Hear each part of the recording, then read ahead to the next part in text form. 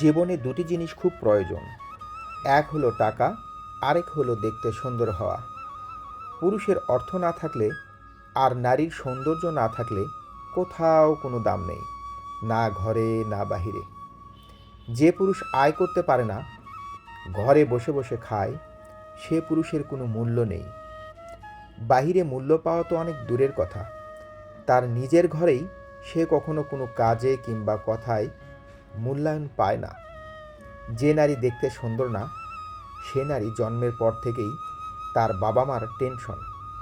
শুধুমাত্র দেখতে সুন্দর নয় বলে এক একটা সম্বন্ধ যখন ভেঙে যায়, তখন কোনো দোষ না থাকা সত্ত্বেও উঠতে বসতে কত যে কথা শুনতে হয়, তা শুধু কালো কিংবা শ্যামলা মেয়েরাই জানে।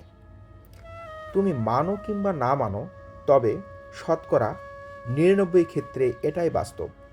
নারীর সৌন্দর্য আর পুরুষের অর্থ ছাড়া কোথাও কোনো দাম নেই। এরা যেন লবণ ছাড়া তরকারির মতো।